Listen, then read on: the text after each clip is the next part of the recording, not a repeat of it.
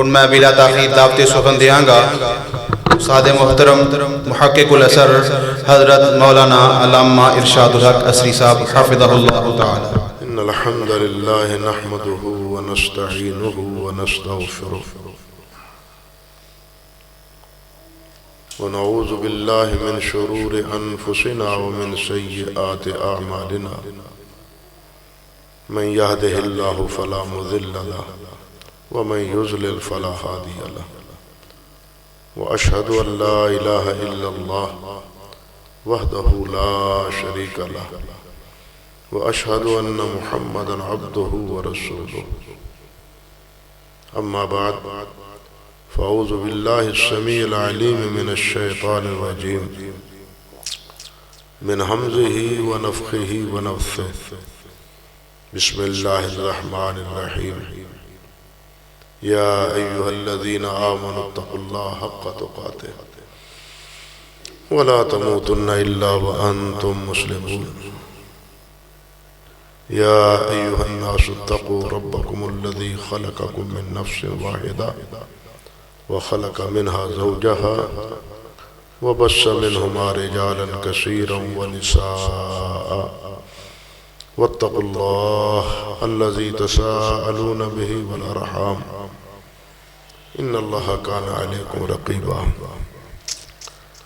يا أيها الذين آمنوا اتقوا الله وقولوا قولا سديدا يصلح لكم أعمالكم ويغفر لكم ذنوبكم ومن يطع الله ورسوله فقد فاز فوزا عظيما اللهم صل على محمد وعلى آل محمد كما صليت على إبراهيم وعلى آل إبراهيم إنك حميد مجيد اللهم بارك على محمد وعلى آل محمد كما باركت على إبراهيم وعلى آل إبراهيم إنك حميد مجيد رب اشرح لي صدري ويسر لي أمري واحلل عقدة من لساني يفقهوا قولي اللهم انفعنا بما علمتنا وعلمنا ما ينفعنا وزدنا علما اللهم إنا نعوذ بك من علم لا ينفع ومن قلب لا يخشع ومن نفس لا تشبع ومن عين لا تدمع ومن دعوات لا يستجاب لها بسم الله الرحمن الرحيم باب قول الله ونضع الموازين القسط ليوم القيامة وأن أعمال بني آدم وقولهم يوزن وقال مجاهد القسطاس العدل بالرومية ويقال القسط مصدر المقسط وهو العادل وأما القاسط فهو الجائر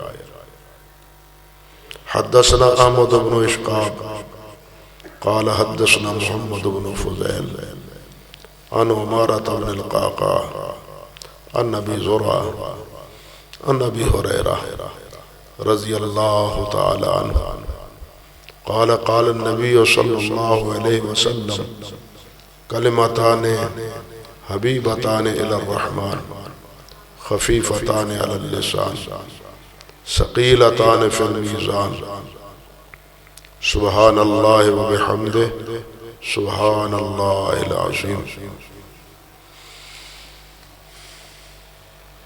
محترم و مکرم علماء کرام بزرگان محترم عزت مآب میری بہنوں اور بیٹیوں صحیح بخاری شریف کی آخری حدیث اور آخری باب کے الفاظ میں نے آپ کے سامنے پڑھے ہیں۔ یہاں کے ماحول اور یہاں کے سامعین کی مناسبت سے اس حوالے سے میں کچھ باتیں عرض کرنے کی کوشش کروں گا۔ پہلی بات تو یہ ہے کہ یہ کتاب جو ہم اپنے سامنے دیکھ رہے ہیں یہ 2 جلدوں پر مشتمل ہے، اتنی 2 جلدیں، اور اس میں 97 کتب ہیں، کتابیں 57 کتابیں ہیں۔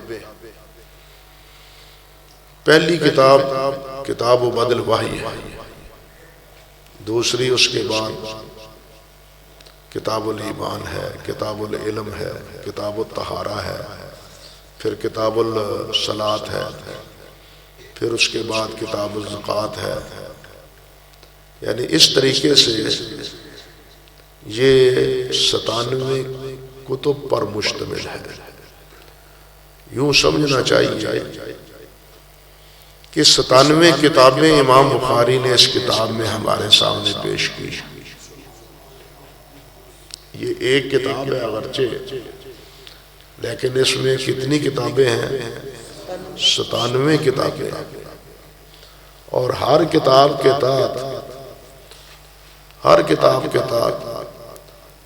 30 سے لے کے 60 70 80 تک ابواب ہیں، اور ان ابواب میں ان کتابوں سے متعلقہ مسائل امام بخاری نے بیان فرمائے۔ اللہ اکبر کبیر۔ اور اس کتاب کو جو اللہ سبحانہ و تعالی نے شرف بخشا ہے، اس کا اشارہ پہلے سن چکے ہیں کہ آج اس مہینے میں تمام مدارس اہل حدیث مدارس ہوں، دیوبندی حضرات کے ہوں یا بریلوی حضرات کے ہوں، تمام مدارس میں اللہ کے فضل و کرم سے اختتام صحیح بخاری کے اشتہار آپ دیکھیں گے، اور اسی مناسبت سے ان کے ہاں تقریب، جلسہ اور پروگرام منعقد ہوتا ہے بلا تفریق۔ یہ کیوں ہے؟ جیسے کہ وہ سوال کر رہے تھے، یہ کیوں ہے؟ یہ ہے مصنف کی عظمت کی وجہ سے، اس کے اخلاص کی وجہ سے، اس کی للہیت کی وجہ سے۔ جس اخلاص سے، جس محبت سے اور جس للہیت سے حضرت امام بخاری رحمۃ اللہ علیہ نے یہ کتاب مرتب کی ہے، پوری علمی تاریخ میں وہ چیزیں اور وہ باتیں نظر نہیں آتی جو حضرت امام بخاری رحمۃ اللہ علیہ نے اس کتاب میں روا رکھی۔ میں صرف ایک بات کہتا ہوں، یہ باتیں بہت علمی ہیں، آہستہ ہی رکھو یار آواز، یہ ٹھیک ہے، اونچی نہ بھی بات یہاں سمجھنی چاہیے، اوپر کی خیر ہے، باہر کی بات جو یہاں بیٹھے ہیں وہ سمجھیں، جو باہر بیٹھے ہیں ان کو سمجھانے کی کیا ضرورت ہے؟ وہ تو اپنی باتوں میں بھی لگے ہوئے ہوں، یہ تو سننے کے لیے بیٹھے، اس لیے یہاں سنانا چاہیے۔ ٹھیک ہے نا میری بات؟ محدثین کے ہاں ایک مسئلہ ہے کہ اصح الاسانید کیا ہے، سب سے صحیح سندیں کون سی ہیں؟ بعض حضرات نے کہا ہے، اور یہ قول امام بخاری کا بھی ہے اور امام علی بن مدینی کا بھی ہے، کہ اصح الاسانید ہیں مالک نافع عن ابن عمر۔ امام مالک وہ روایت کرتے ہیں امام نافع سے، نافع روایت کرتے ہیں حضرت عبداللہ بن عمر رضی اللہ تعالی عنہ۔ نافع حضرت عبداللہ بن عمر کے غلام تھے، نافع حضرت عبداللہ بن عمر کے غلام تھے۔ بعض حضرات کا خیال ہے کہ اصح الاسانید ہے زہری عن سالم عن ابن عمر، کہ سب سے صحیح سند جو ہے وہ ہے زہری، امام زہری، محمد بن مسلم ان کا نام ہے، یہ بھی مدینہ طیبہ کے تھے، امام مالک بھی مدینہ طیبہ کے تھے، یعنی زہری عن سالم عن عبداللہ بن عمر رضی اللہ تعالی عنہ۔ وہ کہتے ہیں کہ سب سے اصح سند یہ ہے، یہ سالم جو ہے نا یہ حضرت عبداللہ بن عمر کے صاحبزادے ہیں، بیٹے ہیں، یعنی بیٹے کو بھی کتنا اونچا مقام ملا اور غلام کو بھی کتنا اونچا مقام ملا۔ بعض حضرات کہتے ہیں کہ اصح الاسانید جو ہے وہ ہے منصور عن ابراہیم النخعی عن علقمہ عن عبداللہ بن مسعود۔ بجلی بند ہو گئی ہے، خیر ہے آگے قریب قریب ہو جائیں آگے۔ میں سمجھتا ہوں یہاں سے آواز صحیح آئے گی۔ یعنی بعد نے کہا ہے وہ چاہ کوئی پریشانی دی لوڑ کوئی نہیں یار، رات نو پریشانی چاہیے کر لیو جے، ان دی خیر ہے، آواز آ جائے گی انشاءاللہ۔ تو میں عرض کر رہا تھا کہ بعد نے کہا ہے کہ سب سے صحیح سند، سب سے صحیح سند وہ ہے منصور بن معتمر عن ابراہیم بن یزید النخعی عن علقمہ عن عبداللہ بن مسعود۔ بعد نے یہ کہا اور بھی آ رہا ہے، آ رہا اور بھی۔ اب آپ کو یہ نام میں نے بتلا دیے ہیں، لیکن آپ کو یہ تو شعور نہیں ہے کہ یہ جن کے نام لیے گئے ہیں ان کا مقام اور مرتبہ کیا ہے۔ حقیقت یہ ہے کہ اگر ان حضرات کا یہ تعارف ہی کروایا جائے تو اس کے لیے بھی ایک دو مجلسیں چاہیے۔ ان حضرات، ان اسانید کا اگر صرف تعارف کروایا جائے، ان شخصیات کا، یہ بات کہتے ہیں سب، لیکن جن حضرات نے اصول پر کتابیں لکھی ہیں، اصول حدیث پر، بعد میں خطیب بغدادی ہوں اور خطیب بغدادی سے لے کے علامہ سخاوی اور سیوطی تک، یہ کم و بیش 700 سال کا پیریڈ بنتا ہے۔ اس 700 سال میں بہت سی کتابیں اصول حدیث پر لکھی گئی۔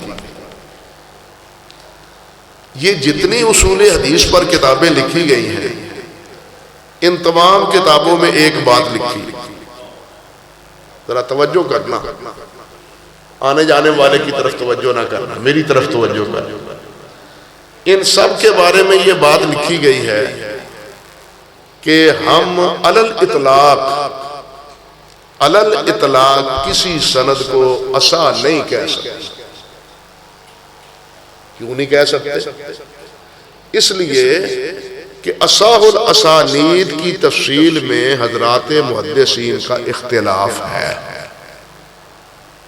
جب وہ اختلاف کرتے ہیں تو ہم اس پوزیشن میں نہیں ہیں کہ ان کے اختلاف میں ہم فیصلہ کر پائیں۔ شیخ صاحب ٹھیک ہے نا یہ بات؟ آپ کو پاس اسی لیے بٹھایا ہے جی۔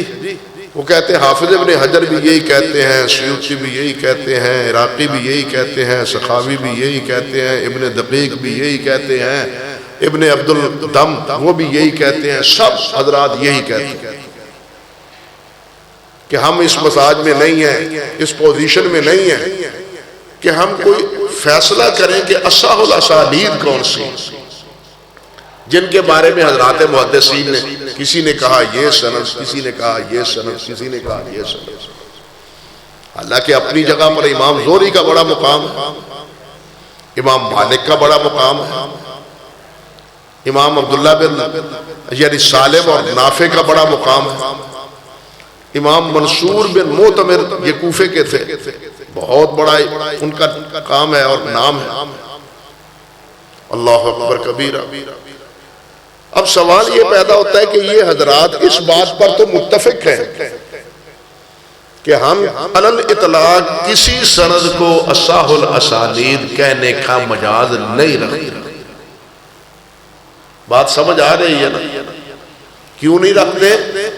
اس لیے کہ جب اتنے بڑے بڑے ائمہ ان کے مابین اختلاف ہے، امام بخاری ہے، امام یحییٰ بن معین ہے، امام علی بن مدینی ہے، امام احمد بن حنبل ہیں، انہوں نے یہ مختلف اقوال پیش کیے، امام احمد کا یہ قول ہے کہ زوری عن نافع عن ابن عمر، زوری عن سالم عن ابن عمر، یہ اصح الاسانید۔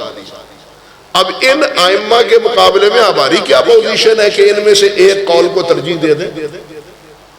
ہماری یہ پوزیشن نہیں، ہم نہیں کہہ سکتے کہ علی الاطلاق یہ سند سے اللہ اکبر، اور نہ ہی علی الاطلاق یہ کہہ سکتے ہیں کہ یہ متن صحیح، نہ سند صحیح نہ متن صحیح، اصح یہ ہم نہیں کہہ سکتے۔ لیکن آخر کیا وجہ ہے کہ پوری امت، امام بخاری نے کہا کہ میں نے کتاب لکھی ہے اس کا نام الجامع الصحیح رکھا ہے، امام مسلم نے کہا کہ میں نے کتاب لکھی ہے اور اس کا نام الجامع المسند الصحیح رکھا ہے، سارے کہہ رہے ہیں کہ یہ صحیح ہے، اور صحیح بھی نہیں کہتے بلکہ کہتے ہیں اصح الکتب، تمام کتابوں میں سے زیادہ صحیح یہ ہے۔ فرق سمجھے ہیں بات؟ یعنی وہاں اختلاف ہے، اس اختلاف میں متاخرین سب کے سب اس بات پر متفق ہیں کہ ہم اس اختلاف کو حل کرنے کے مجاز میں نہیں ہیں، ہم اس پوزیشن میں نہیں ہیں، ہم نہیں کر سکتے، ائمہ کے اقوال کا فیصلہ ہم نہیں کر سکتے، لیکن اس پر سب متفق ہیں، خطیب بغدادی سے لے کے حافظ ابن حجر اور سخاوی اور سیوطی تک سب متفق ہیں رحمہم اللہ کہ جتنی کتب احادیث ہیں ان میں سب سے زیادہ صحیح کون سی ہے؟ وہاں اصح الاسانید کا لفظ ہے، یہاں اصح الکتب کا لفظ ہے، فرق سمجھے؟ وہاں اصح الاسانید کا لفظ ہے، یہاں اصح الکتب کا لفظ ہے، اور یہ کتابیں انہی سندوں پر مبنی ہیں نا، انہی سندوں پر مبنی ہیں، اور سندیں تو نہیں ہیں۔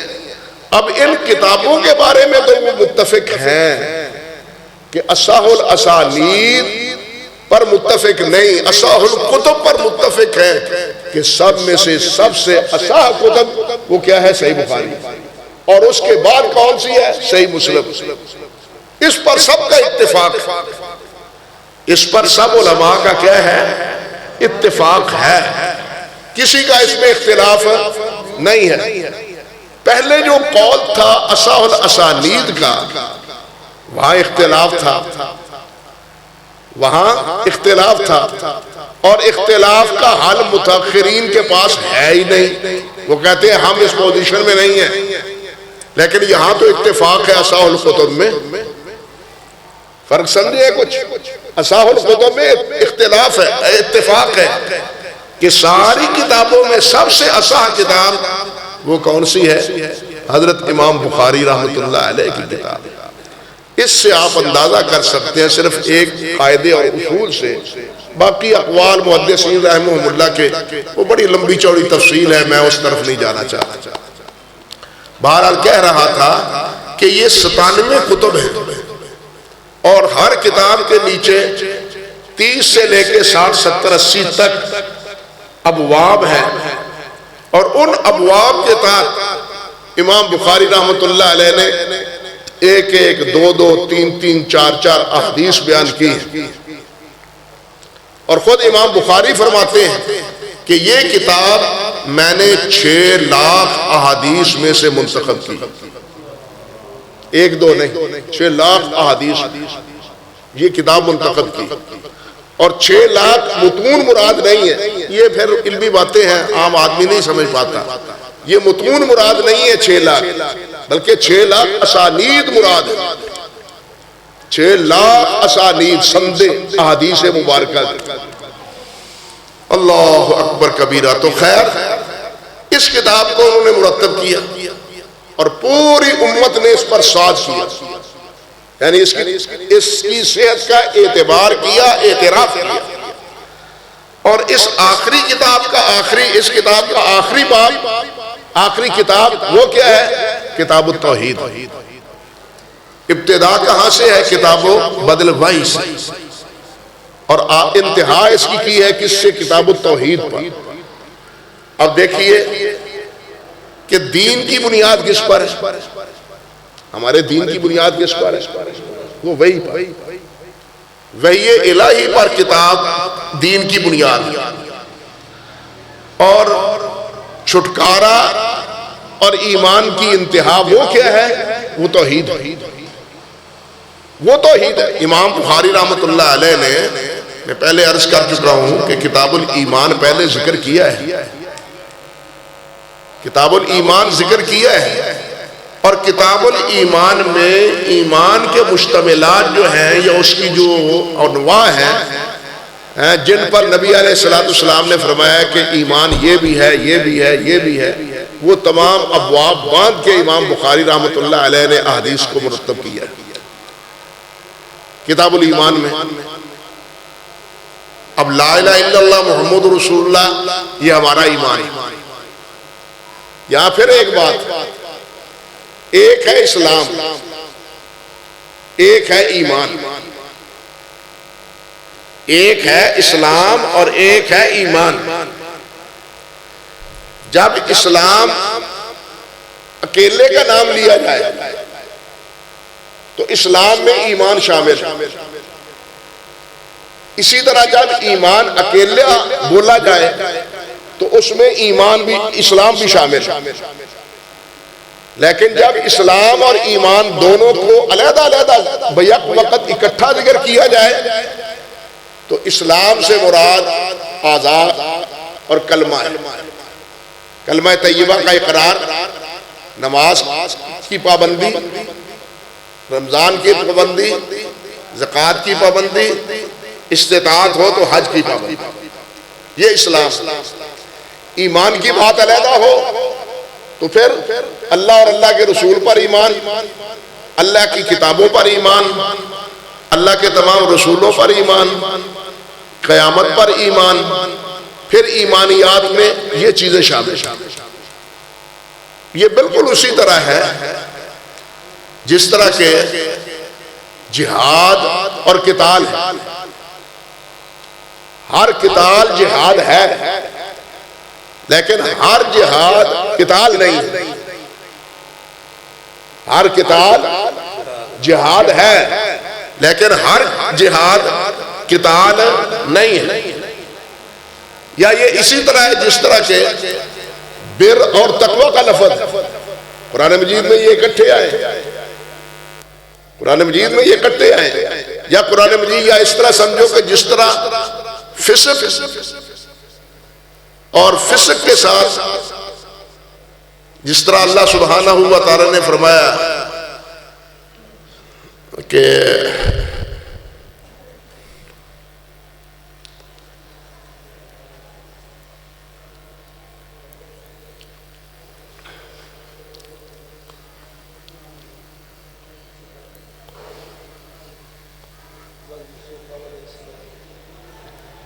نہیں ہاں جی، وَحَبَّبَ إِلَيْكُمُ الْإِيمَانَ وَقَرَّهَ إِلَيْكُمُ الْفُسُوقَ وَالْعِصْيَانَ، فسوق اور عصیان۔ جزاکم اللہ، حضرت صاحب آ گئے، وعلیکم السلام، اور امتحان لینے واسطے کہ فسوق اور عصیان، فسوق کا معنی اور ہے اور عصیان کا معنی یہاں اور ہے۔ فسوق کا معنی ہے کبیرہ گناہ اور عصیان کے معنی ہے صغیرہ گناہ، لیکن جس وقت ان دونوں کو علیحدہ علیحدہ ذکر کیا جائے تو پھر فسوق میں کبیرہ گناہ بھی ہے اور صغیرہ بھی ہے، اور عصیان میں صغیرہ بھی ہے اور کبیرہ بھی ہے۔ کہنا یہ چاہتا تھا کہ کتاب الایمان میں یہ چیز آئی ہے، ایمان کا ذکر آیا ہے، لیکن توحید کا تذکرہ امام بخاری رحمۃ اللہ علیہ نے کتاب کے اختتام پر کیا ہے۔ کیوں کیا ہے؟ اس لیے کہ جس طرح نبی علیہ السلام نے فرمایا کہ اعمال کا دار و مدار کس پر ہے؟ نیات پر ہے۔ اسی طرح اعمال کا دار و مدار یا وہ کیا ہے؟ خاتمہ عمل پر ہے۔ انما الاعمال بالخواتیم، جس طرح آپ نے فرمایا انما الاعمال بالنیات، اسی طرح فرمایا انما الاعمال بالخواتیم، اعمال کا دار و مدار کس پر ہے؟ نیتوں پر ہے. نیت صحیح ہے تو عمل درست، اگر نیت صحیح نہیں ہے تو عمل درست. اسی طرح آپ نے فرمایا کہ اعمال کا دار و مدار کس پر ہے؟ خاتمہ عمل پر. ایک آدمی ابتدا میں نیک ہوتا ہے، آخری دور میں فسق و فجور میں مبتلا ہو جاتا ہے. اور کچھ وہ بھی ہیں جو ابتدائی زندگی ان کی جو ہے وہ فسق و فجور میں گزرتی ہے، اور آخری زندگی اللہ کی بندگی میں اطاعت اور فرم برداری میں بسر ہوتی ہے. ہم دیکھتے ہیں ماحول میں اپنے. تو اختتام انما الاعمال بالخواتیم ہے. ہمارا خاتمہ بھی اللہ ذو الجلال ایمان پر کرے، اور اس کی فکر سب انبیاء کو رہی. کوئی بھی اس سے مستثنا نہیں ہے، کوئی بھی اس سے مستثنا نہیں ہے. ہم جنازہ پڑھتے ہیں، یہ جنازہ نبی علیہ السلام نے سکھایا ہے نا، یہ دعا آپ نے سکھائی. اس میں آپ یہ دعا بھی پڑھتے ہیں کہ اے اللہ کہ ہم میں سے جو زندہ ہے اس کو اسلام پر زندہ رکھ، ومن توفیتہ فتوفہ علی الایمان، اور جس کو لے جائے فوت کرے اس کو فوت کر کس پر؟ ایمان پر. اب یہ دعا نبی علیہ السلام بھی پڑھتے تھے، صحابہ کرام بھی سب پڑھتے تھے. حضرت یوسف علیہ السلام کی دعا معروف ہے کہ اللہم انت ولی فی الدنیا والآخرہ توفنی مسلما والحقنی بالصالحین. تو یہ خاتمہ اعمال کا جو سوال ہے اللہ ذو الجلال والاکرام سے وعلیکم السلام، یہ گویا کہنا چاہیے کہ اس کی فکر ہر ایک کو، کیونکہ انجام کار اس کا علم بھی کس کو ہے؟ اللہ ذو الجلال. کہ پتہ نہیں انسان کا کون سا بول، کون سا کلمہ اللہ ذو الجلال کو ناگوار گزرے جس کے نتیجے میں انسان راندہ درگاہ قرار پائے. اور یہ بھی ہو سکتا ہے کہ کوئی نہ کوئی جملہ یا کوئی عمل اللہ ذو الجلال کو بھا جائے اور پسند آ جائے اور اس کی زندگی کا رخ ہی بدل جائے. یہ بھی ایسا ہوتا ہے. تو آخر میں امام بخاری رحمۃ اللہ علیہ نے کتاب التوحید کو ذکر کیا ہے کہ توحید کے بغیر، اللہ کی یکتائی پر ایمان کے بغیر انسان کوئی بھی عمل کر لے اللہ ذو الجلال والاکرام کے ہاں مقبول نہیں، اللہ کے ہاں چھٹکارا نہیں. اگر عقیدے اور عمل میں شرک کی آمیزش ہے تو پھر انسان نمازیں بھی پڑھتا رہے، روزے بھی رکھتا رہے، زکوٰۃ بھی دیتا رہے، سب کچھ نیکی کے اعمال کرتا رہے، اللہ ذو الجلال کے ہاں وہ مقبول اور منظور نہیں ہے. یہ ساری کتاب پر گویا یوں سمجھیے امام بخاری نے اشارہ کیا کہ ساری صحیح احادیث پر زندگی میں عمل کر لو، لیکن اگر توحید نہیں ہے، خالص توحید نہیں ہے، تو اس ساری کتاب پر عمل کا بھی کوئی فائدہ نہیں. جس کتاب کو کہا گیا ہے کہ اصح الکتب بعد کتاب اللہ، اگر ساری کتاب حرز جاں بنا لی جائے، اس پر انسان عمل شروع کر دے، لیکن توحید میں ناکارہ ہے، توحید اس کی صحیح نہیں ہے. اب توحید کیا ہے؟ اللہ ذو الجلال والاکرام کو یکتا سمجھنا، واحد سمجھنا، احد سمجھنا. اب یہ دیکھیے انسان، اللہ ذو الجلال نے فرمایا ہے کہ ہم نے ہر چیز کو جوڑا پیدا کیا، انسان ہی نہیں.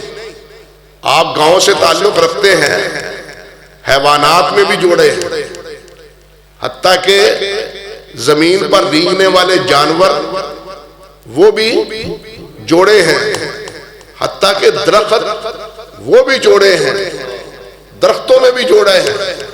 وہ درخت پھلدار ہوں یا غیر پھلدار ہوں ان میں بھی جوڑے ہیں، نارا اور مادہ ان میں بھی ہے.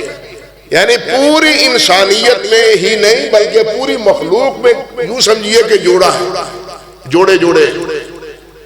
ان کا جوڑا نہ ہونا نقص ہے، ان کا جوڑا نہ ہونا کیا ہے؟ نقص ہے. جو آدمی شادی نہیں کرتا اس کا مطلب ہے کہ وہ کیا ہونا ہے؟ کیا ہے؟ مرد نہیں ہے، وہ مرد نہیں ہے.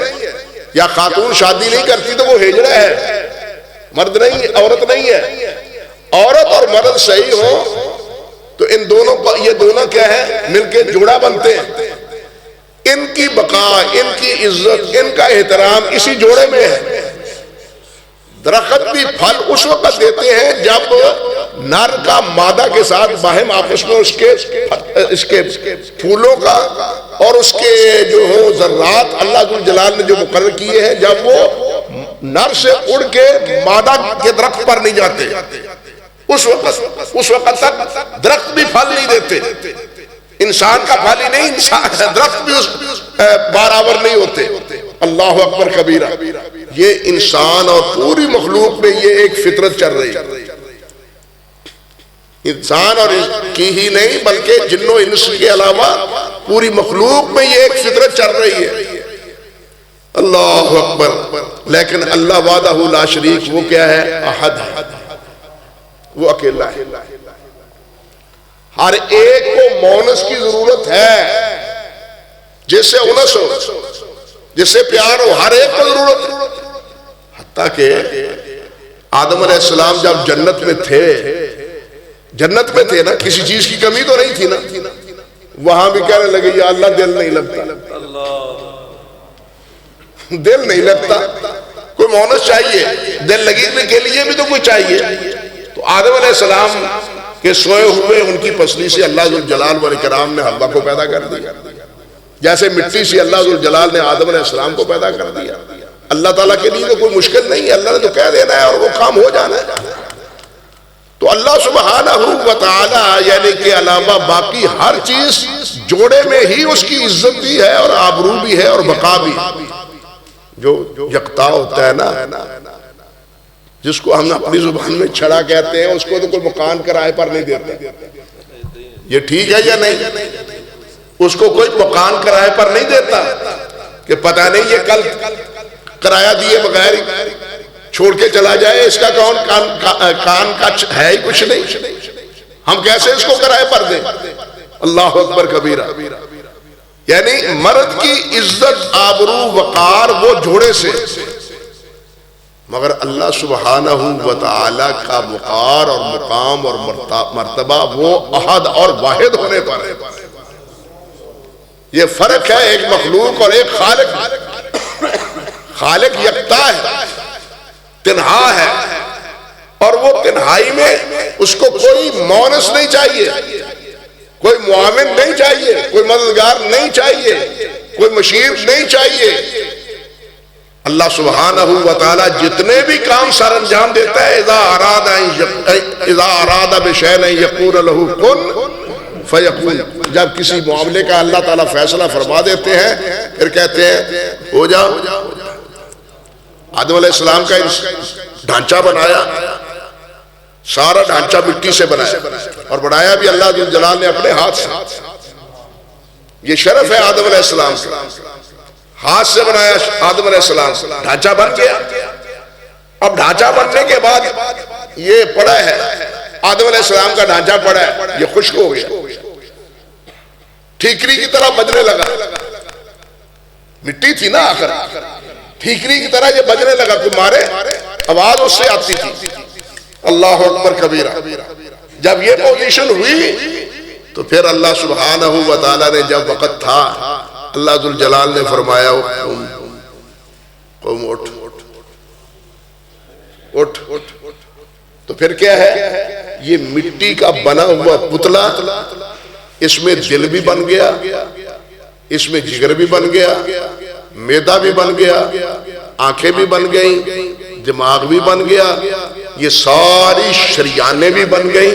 یہ شریانیں مٹی سے تو نہیں بنائی تھی، یہ ساری شریانیں اور جو کچھ اب ہم دیکھ رہے ہیں یا سن رہے ہیں، یہ کس سے بنے ہیں؟ ڈھانچہ تو صرف مٹی کا تھا، ڈھانچہ تو صرف مٹی کا تھا. باقی سب کچھ جو بنا ہے وہ کس کے لفظ سے، کس حکم سے بنا ہے؟ وہ لفظ کن سے بنا. اٹھ بے، اٹھو. آدم علیہ السلام اس کے بیٹھ گئے. اللہ اکبر کبیرہ.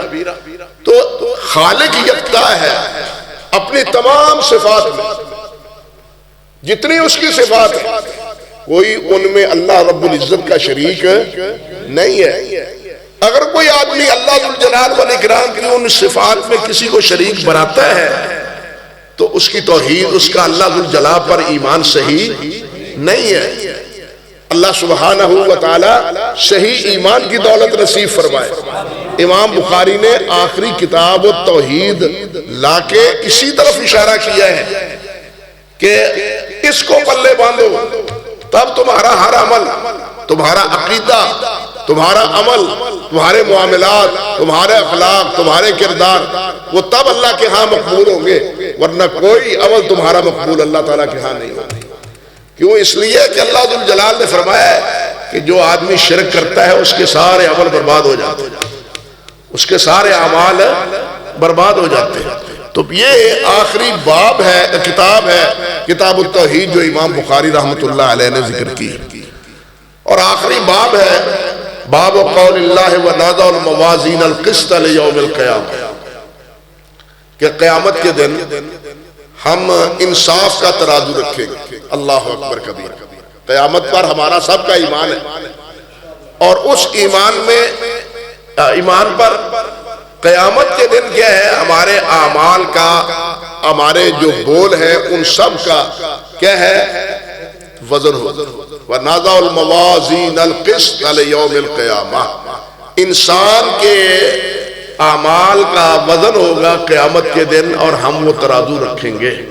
اللہ اکبر کبیر۔ دیکھیے، ایک ہے حساب، ایک ہے وزن ایمان۔ حساب کتاب پہلے ہوگا، حساب کتاب پہلے ہوگا، وزن اعمال بعد میں ہوگا۔ حساب کتاب انسان کا ہی نہیں، جنوں کا ہی نہیں، بلکہ حساب کتاب حیوانات کا بھی ہوگا۔ وہ یوم الدین ہے، انصاف کا دن۔ یہاں کسی کو انصاف نہیں ملتا۔ انصاف ملنا کیا ہے؟ انصاف تو بکتا ہے، انصاف ملتا نہیں۔ انصاف آج کل کیا ہے؟ بکتا ہے ترازو میں، کون زیادہ ڈالتا ہے پیسے، جو زیادہ ڈال دے وہ انصاف اس کے حق میں چلا جاتا ہے۔ انسان کو دنیا میں انصاف بہت کم ملتا ہے۔ انصاف سب سے آخرت میں ہوگا قیامت کے دن، اور انسانوں میں ہی نہیں، جنوں میں ہی نہیں، حیوانوں میں بھی ہوگا۔ نبی علیہ السلام نے ارشاد فرمایا ہے، اللہ اکبر، کہ حتیٰ کہ مثال دی ہے کہ ایک بکری جس کے سینگ ہے اور ایک وہ بکری جس کے سینگ نہیں ہے، اگر سینگوں والی بکری نے دوسری بکری کو مارا ہے تو قیامت کے دن اللہ جس کے سینگ نہیں ہے اس کو سینگ دے گا، اور حکم فرمائے گا کہ اس کو مارو جس طرح تجھے دنیا میں اس نے مارا تھا۔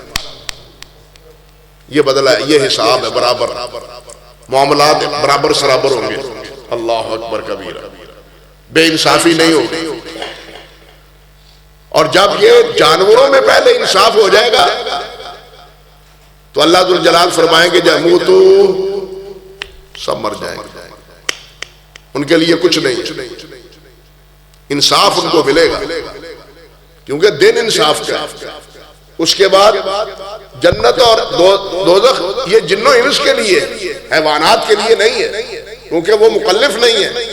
انسان اور جن مکلف ہے، لیکن ان کے درمیان انصاف اس لیے ہے کہ یہ یوم الانصاف ہے، یوم الدین ہے۔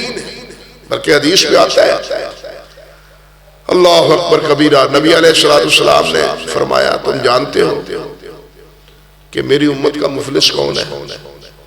جانتے ہو کسے کہتے ہیں مفلس؟ صحابہ کرام نے عرض کیا کہ ہم مفلس اس کو کہتے ہیں جس کے پاس نہ کوئی پیسہ ہے نہ کوئی پائی ہے، کوئی روپیہ پیسہ اس کے پاس نہیں ہے، وہ مفلس۔ آپ نے فرمایا نہیں، میری امت کا مفلس وہ ہوگا جو قیامت کے دن اللہ ذوالجلال کے ہاں آئے گا، اس نے نمازیں بھی پڑھی ہیں، روزے بھی رکھے ہیں، زکوٰۃ اور صدقات بھی دیے، لیکن اس کے ساتھ ساتھ اس نے اس کو مارا، ضرب ھذا وشتم ھذا، اس کو مارا، اس کو گالی دی، اس پر تہمت زنی کی، تہمت لگائی. تو یہ جو مظلوم ہوں گے جن کو مارا، یہ جو مظلوم ہوں گے جن کو مارا ہے، جن کو گالی دی ہے، وہ دعویٰ دائر کریں گے یا اللہ اس نے مجھے گالی دی. میرے بھائیوں ہمیں سوچنا چاہیے کہ وہ معاملہ کتنا مشکل ہے. آج تو ہم اپنی زبان سے جتنی گالیاں چاہتے ہیں دوسروں کو کیا دینے، اپنی اولاد کو بھی نہیں چھوڑتے. ٹھیک ہے یا نہیں؟ اولاد کو بھی گالیاں دیتے. انا للہ و انا الیہ راجعون. تو قیامت کے دن نبی علیہ السلام نے فرمایا کہ جن جن پر ظلم زیادتی قولاً یا فعلاً کسی پر کی ہوگی، قیامت کے دن ان کو وہ بھی حاضر ہوگی. اس کی نیکیاں اٹھا کے ان کو دی جائیں گی اور ان کو راضی کیا جائے گا. اتنا ثواب لے لو اور اپنا دعویٰ چھوڑ دو، اتنا اجر لے لو، اپنا مطالبہ چھوڑ دو. اس کی نماز کا اجر، روزے کا اجر، ہاں جی صوم اور یہ زکوٰۃ اور صدقات کا اجر سب ختم ہو جائے گا. اللہ اکبر کبیر. اب غور کر لیں، ہم ایک نماز پڑھ کے کہتے ہیں 27 گنا نماز کا ثواب. ایک روزہ رکھ لیں تو پھر روزے کی ثواب کیا ہے، اجر. روزہ جناب اللہ اکبر کبیرہ. اللہ نے فرمایا الصوم لی وانا اجزی، روزہ میرے لیے اور اس کی جزا میں ہی دوں. لیکن روزے کا اجر بھی گیا، حج کا اجر بھی گیا، اور اس کا کیا، نماز کا اجر بھی گیا. لیکن مطالبہ کرنے والے ابھی باقی، وہ ابھی باقی. نبی علیہ السلام نے فرمایا پھر ان کو ان کی غلطیاں اور خطائیں اور گناہ وہ ان سے لے لیے جائیں گے اور اس کے ساتھ ڈال دیے جائیں گے. یہ جو نمازی ہے، یہ جو حاجی نمازی ہے، اس پر ڈال دیے جائیں گے. پھر وہ راضی ہوں گے، وہ جنت میں چلے جائیں گے، یہ جہنم میں چلا جائے گا. فرمایا میری امت کا مفلس یہ ہے جو سب کچھ لے کے آیا لیکن آج خالی ہاتھ ہے. اس لیے قیامت میں سب سے پہلے حساب ہے. نبی علیہ السلام نے فرمایا لا تزولا قدم عبد حتی یسأل عن خمسہ. فرمایا کہ انسان کے قدم زمین سے ہلیں گے نہیں جس وقت تک 4 چیزوں کا ان سے سوال، 5 چیزوں کا ان سے سوال نہ کر لیا جائے. پہلا سوال کیا کہ میں نے تمہیں عمر دی تھی، اس عمر کو کہاں خرچ کیا؟ میں نے تمہیں جوانی دی تھی، اس جوانی کو کہاں خرچ کیا؟ اللہ اکبر. میں نے تمہیں علم دیا تھا، تم نے اس علم پر کتنا عمل کیا؟ اور دو باتیں کیا کہ میں نے یہ تم نے مال کمایا، یہ کہاں سے کمایا؟ مال کہاں سے کمایا ایک، اور دوسرا یہ کہ اس کو پھر خرچ کہاں کیا؟ مال کہاں سے کمایا اور پھر اس کو خرچ کہاں کیا؟ فرمایا یہ 5 سوالوں کا جب تک جواب نہیں دے سکے گا یہ، اس وقت تک آگے قدم نہیں اٹھائے گا، وہیں کھڑا رہے گا. اللہ اکبر کبیرہ. تو پہلے حساب، اس کے بعد وزن اعمال. دیکھیے کتنا مشکل مرحلہ ہے. اب اعمال حساب چکانے کے بعد کوئی پلے ہوگا تو پھر اس کا وزن ہوگا.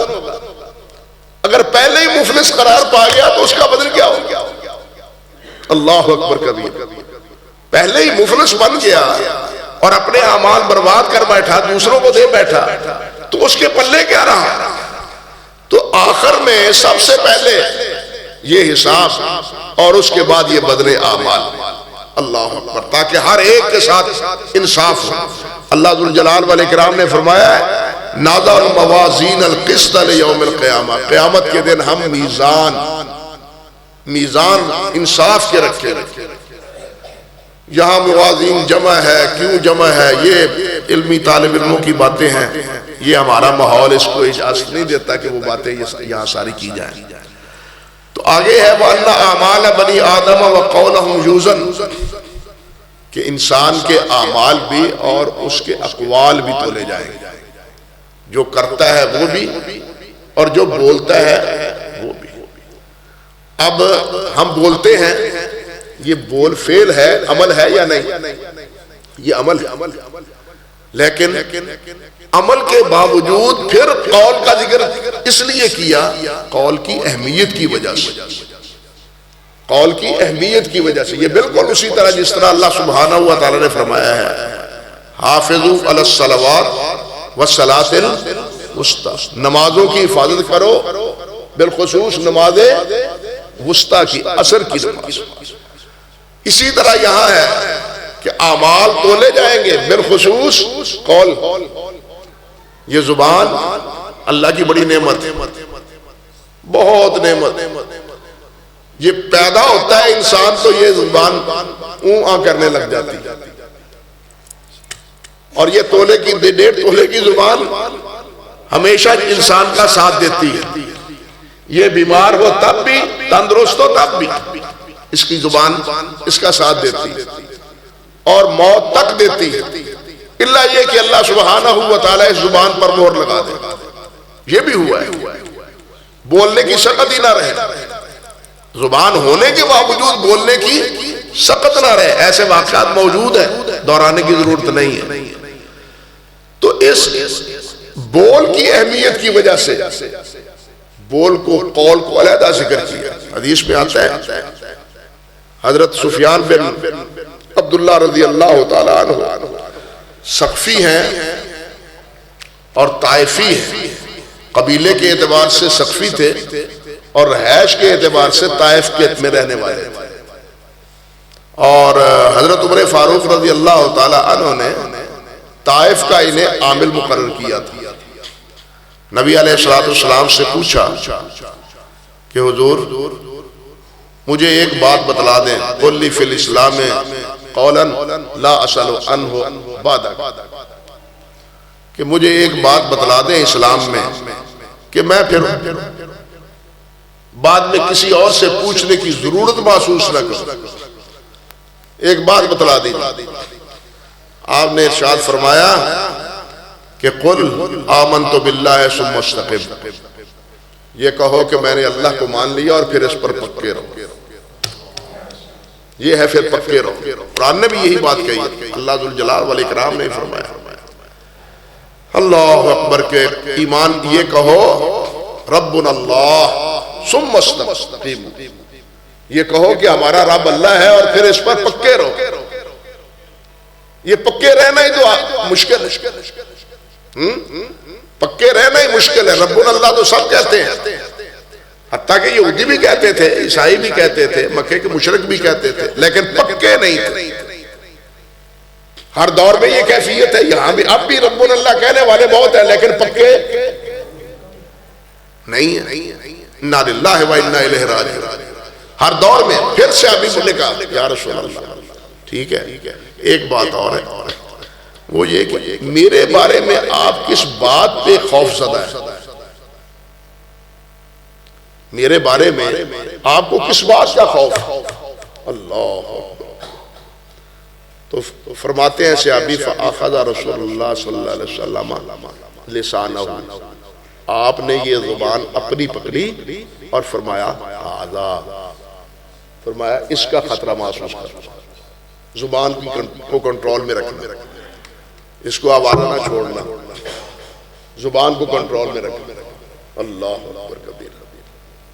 ایک حدیث میں آتا ہے اللہ اکبر، نبی علیہ السلام نے فرمایا من کان یؤمن باللہ والیوم الاخر فلیقل خیرا او لیصمت، جو آدمی اللہ اور قیامت کے دن پر ایمان رکھتا ہے اس کو چاہیے کہ وہ کیا کرے، وہ اچھی بات کرے ورنہ خاموش رہے، وہی تباہی باتیں نہ کرے، غلط باتیں نہ کرے، زبان پر اچھی باتیں کرے۔ ایک حدیث میں آتا ہے نبی علیہ السلام نے فرمایا کہ جو آدمی دو چیزوں کی حفاظت کی ذمہ داری مجھے دیتا ہے میں اسے جنت کی ذمہ داری دیتا ہوں، اس کی ضمانت دیتا ہوں۔ دو چیزوں کی ضمانت تم دے دو، جنت کی ضمانت میں دیتا ہوں۔ وہ دو چیزیں کیا ہیں؟ فرمایا ایک انسان کی شرم کا اور ایک انسان کی یہ زبان، ایک یہ انسان کی زبان۔ بلکہ ایک حدیث میں آتا ہے حضرت ابو سعید سے غالباً رضی اللہ تعالی اللہ اکبر کبیرہ کہ صبح ہوتی ہے تو ہمارے یہ سارے اعضاء زبان کے سامنے ہاتھ جوڑتے ہیں اور عرض کرتے ہیں کہ اللہ دی بندیے سیدھے پاسے رمی کدے ساڈی ٹھکائی نہ کروائیں، کسے ساتھی ٹھکائی نہ کروائیں، یعنی چنگے بول بولے گی تے اسی ٹھیک ٹھاک رہیں گے، جب مندے بول بولے گی تے اگلے نے چنڈا ہی مار دیا رہے۔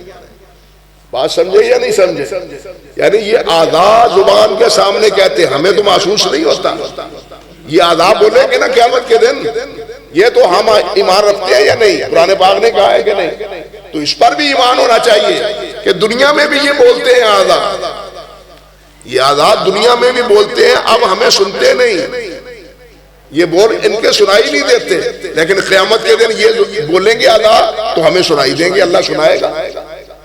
ہاں جی، تو یہ اعضاء بول کے زبان کے سامنے کہتے ہیں کہ معاملہ صحیح رکھی، واہی تو واہی نہ بولی، ایویں غلط کلمے نہ کہی، کسی اے نہ ہوئے تو تے منہ چ لک جانا ہے مل کے جتیاں سانو پینیاں۔ انا للہ و انا الیہ راجعون۔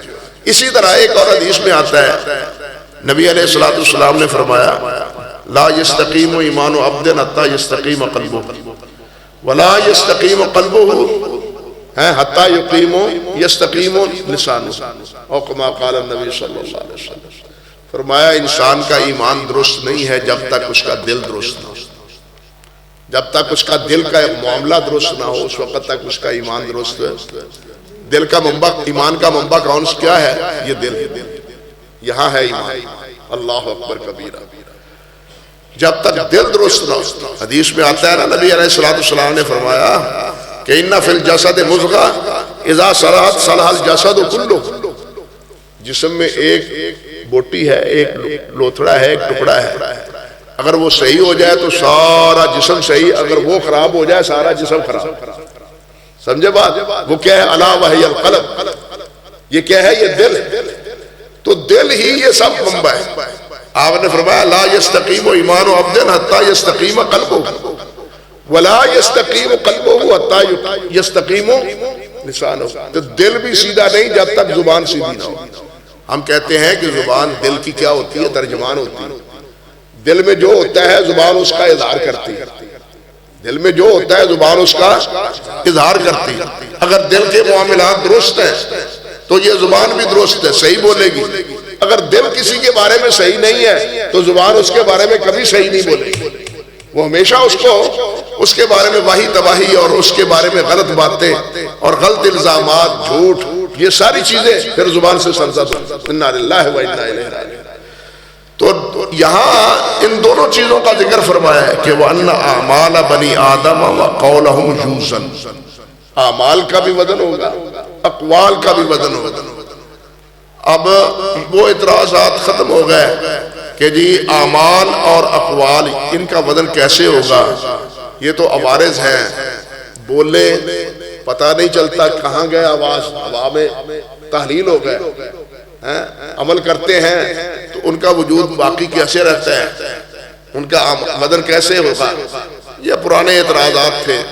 آج کل تو سائنس نے اور آپ کے اس میڈیا نے بھی یہ چیزیں واضح کر دی ہیں کہ یہ چیزیں ناممکن نہیں ہیں، بلکہ بہت چیزیں منکشف۔ پریشان ہوتے تھے ہم بھی جب پڑھتے تھے، اب بھی پڑھتے ہی ہیں۔ نبی صلی اللہ علیہ وسلم نے فرمایا ہے نا، اللہ اکبر، کہ یہ سردی اور یہ گرمی یہ دراصل کیا ہے؟ یہ جہنم کے دو سانس ہیں۔ جہنم کے دو کیا ہے؟ سانس ہے۔ گرمی اس وقت ہوتی ہے جب یہ جہنم کرتی ہے تو یہاں گرمی ہوتی ہے، اور جب کرتی ہے وہاں اس وقت ٹھنڈک ہو جاتی ہے۔ اب سوال یہ ہے کہ جہنم کہاں ہے اور یہ تغیر اور تبدل، یہ رابطہ آپس میں کیسے ہے؟ سائنس نے یہ حل کیا ہے مسئلہ۔ وہ کہتے ہیں کہ سمندروں میں یہ جو جوار باٹھا آتا ہے نا، لہریں اٹھتی ہیں، طغیانی ہوتی ہے اور زیادہ پانی اچھلتا ہے یہ کن تاریخوں میں اچھلتا ہے؟ 13، 14، 15۔ کس وجہ سے اچھلتا ہے؟ چاند کی روشنی کی وجہ سے، چاند کی وجہ سے۔ چاند کہاں ہے؟ اس کی وجہ سے سمندروں میں یہ لہریں اٹھ رہی ہیں، اس کی وجہ سے یہ اتراؤ چڑھاؤ پانی کا سمندروں میں یہ واقع ہو رہا ہے۔ ان دونوں میں کیا رابطہ ہے؟ ہمیں نظر آتا ہے کوئی رابطہ؟ ہمیں نظر نہیں آتا، لیکن یہ رابطہ ہے، سائنسدان اس کو مانتے ہیں۔ میں یہاں بول رہا ہوں لیکن میری آواز کہاں کہاں پہنچ رہی ہوگی؟ جہاں جس نے یہ آن کیا ہوا ہوگا کیمرہ، وہاں ساری دنیا میں آواز پہنچ جاتی ہے یا نہیں پہنچتی؟ اب میں بول تو یہاں رہا ہوں۔ سائنس نے آج بہت سے مسائل اس قسم کے جو ہے نا وہ حل کر دیے۔ تو خیر یہ اب سوال باقی نہیں رہا کہ جی ان کی اعمال کا وزن کیسے ہوگا۔ اللہ سبحانہ و تعالی جس طرح چاہے وزن کرے، وہ جو چاہے کرے۔ علماء پہلے جواب دیتے تھے کہ اعمال کو شکل دے دی جائے گی، یا انسان کا وزن ہوگا، یا کاغذوں کا وزن ہوگا۔ ہر چیز ممکن ہے، آخرت میں ہر چیز ممکن ہے۔ اور آپ کا جو نامہ اعمال یہ بیٹھے لکھ رہے ہیں اور ورقے بھر رہے ہیں، ہمارے ورقے بھر رہے ہیں اپنے ہمارے اعمال کے، کہتے ہیں یہ بھی تولے جائیں گے۔ ٹھیک ہے جی، تولے جائیں گے، اور آپ ہوں گے قیامت کے دن، اعمال بھی ہوں گے۔ لیکن صحیح بات یہ ہے کہ اعمال خود تولے جائیں گے۔ حدیث میں آتا ہے نبی علیہ السلام نے فرمایا کہ سب سے زیادہ وزنی جو چیز ہے وہ اچھا خلق، اچھا اخلاق ہے۔ اب اخلاق حسنہ اس کا کوئی وجود ہے؟ ہم نہیں دیکھتے۔ یہ تو ایک کردار ہے، یہ تو ایک عمل ہے، اور یہ عمل سب سے زیادہ کیا ہے؟ وزنی ہے اللہ ذو الجلال والاکرام کے۔ تو انسان کے اعمال ہوں یا بول ہوں، وہ سب کے سب قیامت کے دن جو ہے نا وہ ان کا وزن ہوگا۔ امام مجاہد فرماتے ہیں القسطاس والعدل بالرومیہ۔ امام مجاہد حضرت عبداللہ بن عباس رضی اللہ تعالیٰ عنہ کے شاگرد ہیں، اور کہتے ہیں کہ میں نے 5 مرتبہ حضرت عبداللہ بن عباس رضی اللہ تعالیٰ عنہما سے قرآن مجید پڑھا ہے 5 مرتبہ۔ حتیٰ کہ امام سفیان ثوری رحمۃ اللہ علیہ فرماتے ہیں کہ امام مجاہد اگر کوئی بات کہہ دے تو کافی ہے۔ یعنی تفسیر میں ایک حجت اور ایک صاحب الرائے جس پر تسلیم کیا، یعنی جنہیں تسلیم کیا گیا ہے، ان میں ایک امام مجاہد ہے رحمۃ اللہ علیہ، جو حضرت عبداللہ بن عباس کے خاص شاگرد تھے۔ اللہ اکبر کبیرہ۔ اور وہ فرماتے ہیں القسطاس والعدل بالرومیہ، کہ قسطاس کے معنی کیا ہے؟ کہتے ہیں کہ یہ عدل، اس کے معنی ہے عدل، اور یہ رومی زبان کا لفظ ہے۔ قسطاس، مقسط، یہ رومی زبان کا لفظ ہے جو عربی میں آیا ہے۔ اجمی الفاظ قرآن مجید میں ہیں۔ اس پر علامہ سیوطی رحمۃ اللہ علیہ نے مستقل ایک کتاب بھی لکھی ہے، اور ان چیزوں کو جمع بھی کیا ہے۔ بلکہ انبیاء کرام علیہ السلام کے بہت سے نام جو ہے وہ اجمی ہیں، سارے عربی نہیں ہیں۔ اگر اسماء جو انبیاء کے ہیں قرآن مجید میں وہ آئے ہیں اور وہ اجمی ہیں، تو الفاظ ان کے علاوہ بھی اجمی ہونے کا امکان ہے، بلکہ ہیں وہ الفاظ۔ اللہ اکبر۔ حتیٰ کہ یہ دیکھیے کافور ہندی اتنا کہہ دیتے ہیں، یہ کافور مشکفور جنہوں کہندے ہو تسی، مشکفور، ہاں جی کافور، یہ عربی میں بھی کافور ہے اور پنجابی میں بھی، اردو میں بھی کافور ہے اور پنجابی میں بھی کافور ہے، تینوں زبانوں میں۔ ممکن ہے یہ فارسی میں بھی کافور اسی کو کہتے ہو، اسی کو کافور ہی کہتے ہیں۔ تو خیر کہنے کا مقصد یہ ہے کہ ایک لفظ بسا اوقات 2-3 زبانوں پر بولا جاتا ہے۔ اس اعتبار سے اگر قرآن مجید میں اجمی الفاظ ہیں تو وہ الفاظ متعرب بن گئے ہیں، عربی ہو گئے ہیں، اب وہ اجمی شمار ہی نہیں ہوتے۔ لیکن حقیقتاً لغت دیکھیں تو پھر پتہ چلتا ہے کہ ان الفاظ کی حقیقت کیا ہے، اس کا پس منظر کیا ہے۔ تو وہی بات یہاں امام مجاہد نے فرمائی ہے کہ وَنَضَعُ الْمَوَازِينَ الْقِسْطَ لِيَوْمِ الْقِيَامَةِ وَقَالَ مجاہد القسطاس والعدل بالرومیہ وَيُقَالُ الْقِسْطِ، اور اس کو قسط بھی کہتے ہیں، اور قسط جو ہے وَيُقَالُ الْقِسْطُ مصدر المقسط، اور کہا جاتا ہے کہ قسط جو ہے یہ مقسط کا مصدر ہے، اور قسط کے معنی ہے هو العادل، انصاف کرنے والا۔ قسط کے معنی کیا ہے؟ المقسط، مصدر ہے مقسط کا، مقسط اسم فاعل ہے، اس کے معنی کیا ہے؟ انصاف کرنے والا۔ اور اسی قاسط قسط کا ایک اسم فاعل آتا ہے قاسط، ایک آتا ہے قاسط، ایک آتا ہے مقسط، دونوں اسم فاعل ہیں، لیکن قاسط کے معنی کیا ہے؟ جور و ظلم، اور مقسط کے معنی کیا ہے؟ انصاف، عدل اور انصاف۔ یہ تعبیر بیان کرنے کے بعد پھر امام صاحب رحمۃ اللہ علیہ نے حدیث بیان کی ہے، اور پہلے اس کی سند کا ذکر کی ہے۔ حدثنا احمد بن اشکاب قال حدثنا محمد بن فضیل عن عمارہ بن قعقاع عن ابی ذرہ عن ابی ہریرہ رضی اللہ تعالی عنہ، یہ سند ہے حضرت ابو ہریرہ رضی اللہ تعالی عنہ سے یہ روایت ہے کہ نبی علیہ السلام نے ارشاد فرمایا کہ دو کلمے ہیں جو اللہ رب العزت کو بہت پسند ہے، رحمان کو بہت محبوب ہے، لیکن پڑھنے میں بہت ہی ہلکے ہیں، پڑھنا مشکل نہیں ہے، آرام سے پڑھے جا سکتے، حتیٰ کہ اگر آپ ہونٹوں پر تھوڑا سا کنٹرول کر کے بھی ان کلمات کو پڑھیں تو اندر ہی اندر زبان سے ان کلمات کو پڑھا جا سکتا ہے، تجربہ کر کے دیکھ لیں۔ اور وہ دو کلمے کون سے ہیں؟ سبحان اللہ و بحمدہ، سبحان اللہ العظیم، یہ دو بول ہیں، دو کلمے ہیں، سبحان اللہ و بحمدہ اور سبحان اللہ العظیم۔ یہاں باقی سبحان کے معنی، حمد کے معنی، یہ سب ساری تفصیلات ایک جگہ علیحدہ، لیکن سوال یہ ہے کہ امام صاحب رحمۃ اللہ علیہ نے کتاب التوحید میں اس کو ذکر کیسے کیا؟ اس میں توحید کا مسئلہ کیا ہے؟ بات سمجھے کہ امام بخاری نے کتاب التوحید میں اس حدیث کو ذکر کیوں کیا؟ اس میں توحید والی تو بات ہی کوئی نہیں ہے، بظاہر کوئی توحید کا کلمہ اس میں موجود نہیں ہے، یہ حدیث ہے جس میں اس ذکر کی فضیلت ہے، اس ذکر کی فضیلت ہے، یا باب باندھا ہے تو اس باب میں قیامت کے دن اعمال کے بدن کا تذکرہ کیا ہے۔ تو اس حدیث میں توحید کا مسئلہ کہاں ہے؟ اس حدیث میں اصل میں توحید کا مسئلہ انہی کلمات میں ہے۔ کن کلمات میں؟ سبحان اللہ میں، وبحمدہ میں، حمد میں اور توحید میں، سبحان میں اور عظیم میں، یہ تینوں لفظ اللہ سبحانہ و تعالی کی توحید پر دلالت کرتے ہیں۔ سبحان کے معنی کیا ہے؟ پاک۔ سبحان کے معنی کیا ہے؟ پاک۔ کس سے پاک؟ ہر کمزوری، ہر کمزوری تو پاک، ہر کمی تو پاک، ہر نقص تو پاک، اللہ پاک۔ اللہ اکبر کبیرہ۔ انسان کوئی بھی ایسا نہیں ہے جو کمزور نہ ہو۔ اللہ نے خود کیا فرمایا؟ خلق الانسان ضعیفا، انسان کو کمزور پیدا کیا ہے۔ یہ انسان اکیلا کوئی کام سر انجام دے ہی نہیں سکتا، یہ اکیلا کوئی کام سر انجام دے ہی نہیں سکتا۔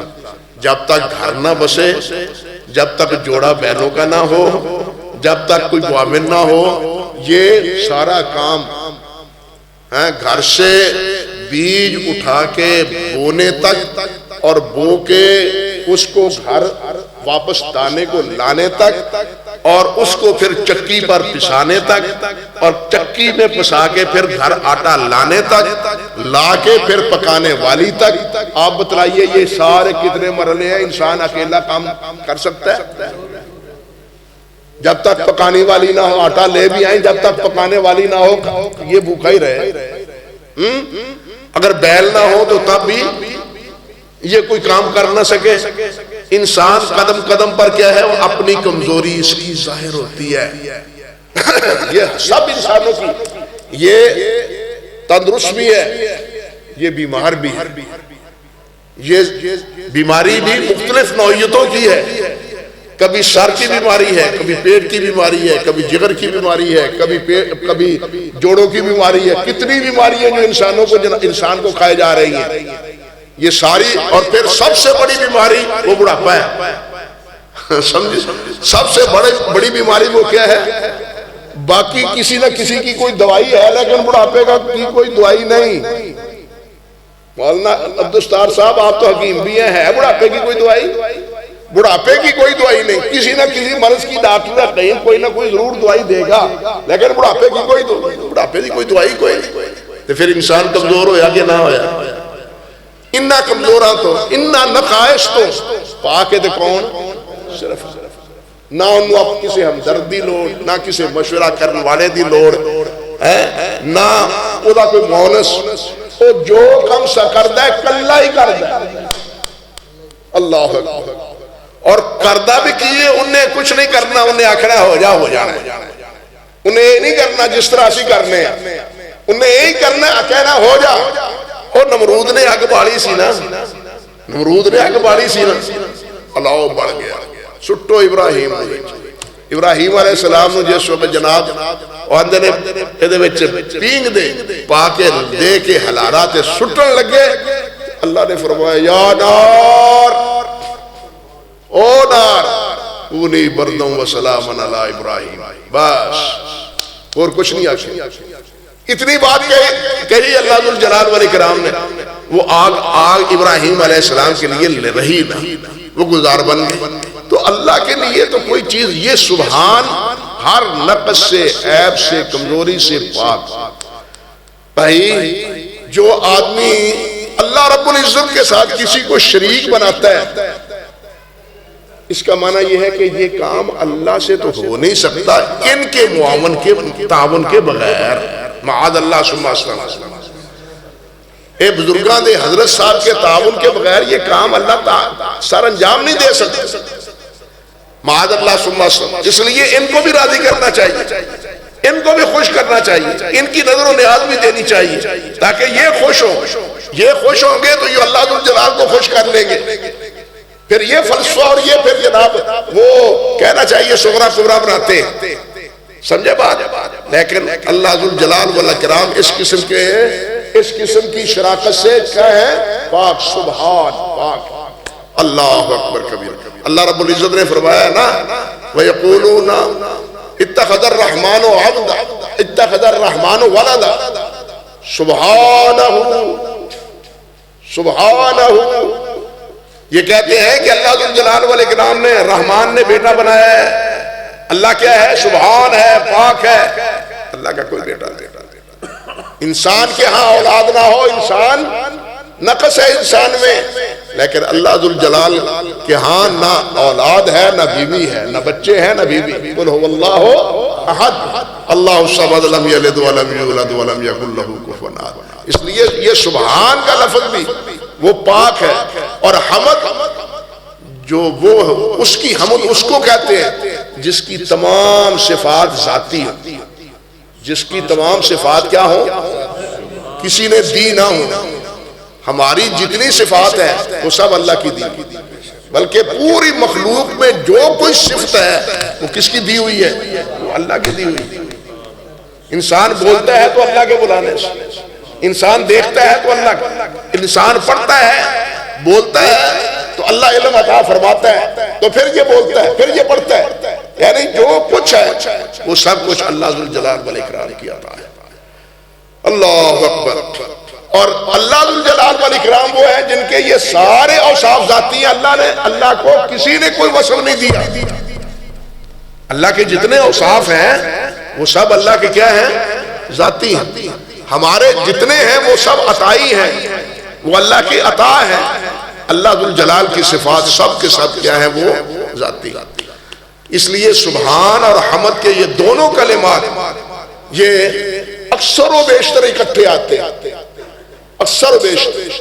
بلکہ حافظ ابن تیمیہ رحمۃ اللہ علیہ نے تو فرمایا ہے کہ ہر سبحان جو ہے وہ اللہ ذوالجلال کی کامل توحید کا جو ہے نا وہ ترجمان نہیں ہے جب تک کہ ساتھ اس کے حمد نہ ہو، کیونکہ معتزلہ وہ بھی ہیں جو اللہ ذوالجلال کو اپنی ذہن کے مطابق، اپنی فکر کے مطابق وہ اللہ ذوالجلال کو کیا کہتے ہیں کہ اللہ ذوالجلال میں یہ صفت بھی نہیں ہے، یہ صفت بھی نہیں ہے، یہ صفات اللہ ذوالجلال کی مانے تو معاذ اللہ ثم استغفر اللہ متعدد الہ لازم آتا ہے۔ اس لیے یہ صفات ہم اللہ ذوالجلال والاکرام کی نہیں مانتے۔ کیوں؟ اللہ سبحان ہے، اللہ پاک ہے، یہ تعدد الہ لازم آتا ہے ان صفات سے۔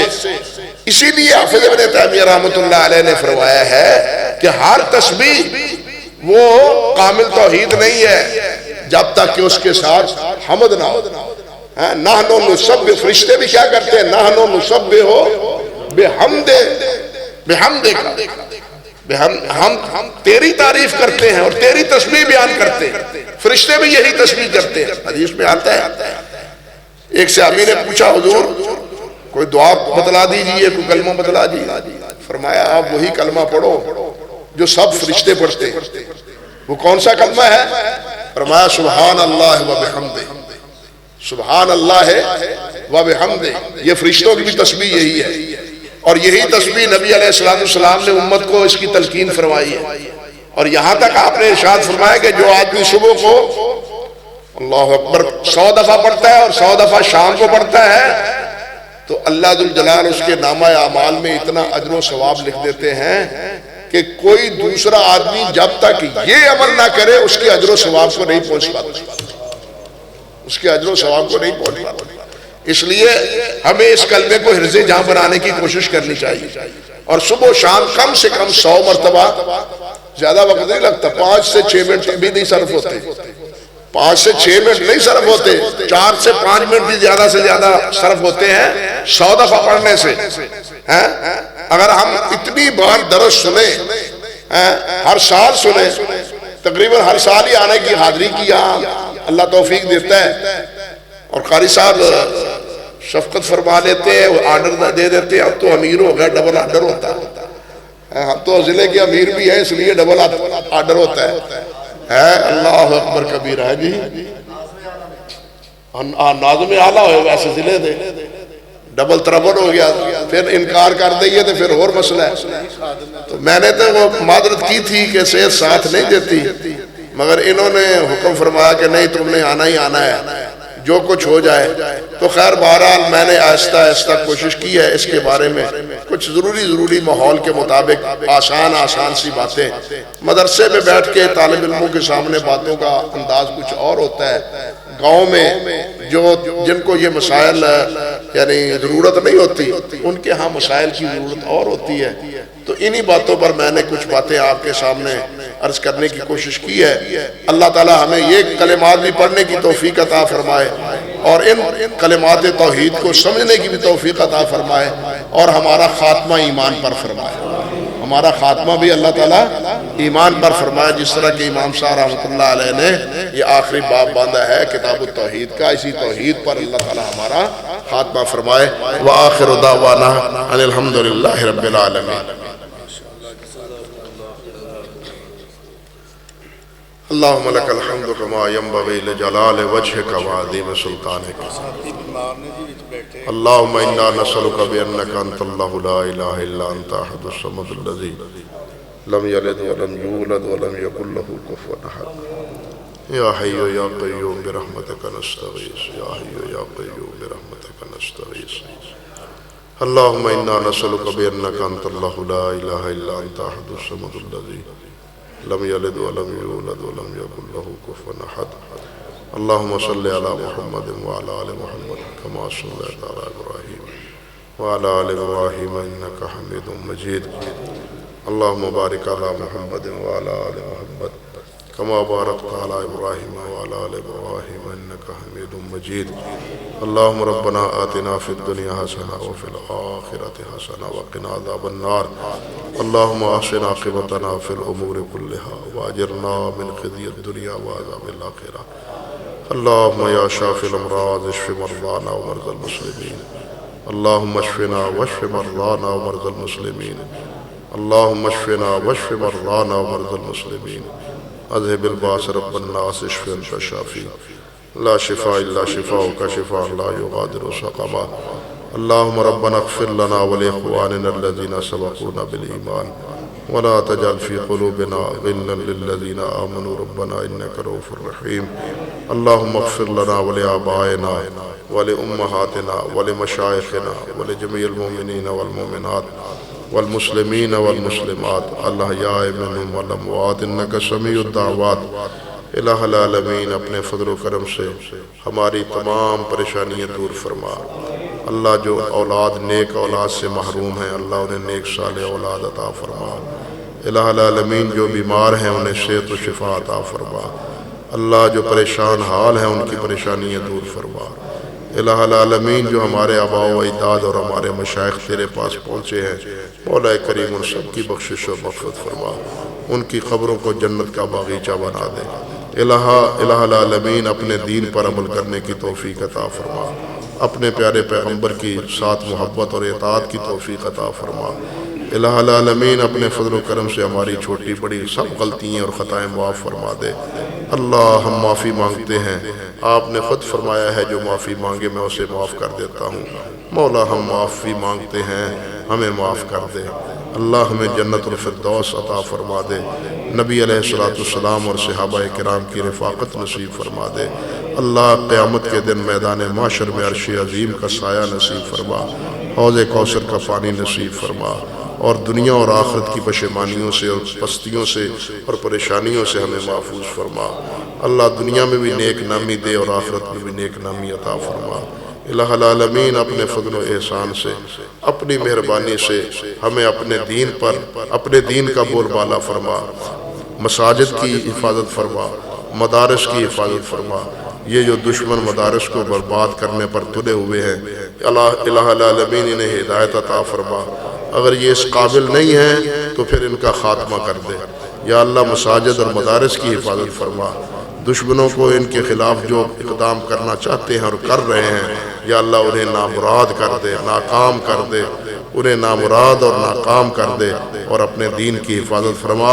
اللہ اپنے ان مراکز کی جہاں تیرے کتاب و سنت کا بول بالا ہوتا ہے، تیرے پیارے پیغمبر کے فرامین پڑھ پڑھ کے اور تیری کتاب پڑھ کے اور سمجھائی جاتی ہے، یا اللہ ان مراکز کی حفاظت فرما۔ الہ العالمین ہماری کمیاں کوتاہیاں معاف فرما دے اور ہمیں نیک اور صالح اعمال جو تجھے پسند ہے وہ کرنے کی توفیق عطا فرما۔ اللہم ربنا تقبل اللہ ہمیں اور ہماری اولادوں کو اسی نیکی کے راستے پر لگا دے، ہم کو اور ہماری نیکی اولادوں کو اللہ اسی نیکی کے راستے پہ لگا دے، ہماری اور ہماری اولادوں کی دنیا اور آخرت بہتر فرما، دنیا اور آخرت میں اللہ ہر قسم کی پشیمانیوں سے محفوظ فرما۔ ربنا تقبل دعا انکا انت السمیع العلیم وتب علینا انکا انت التواب الرحیم۔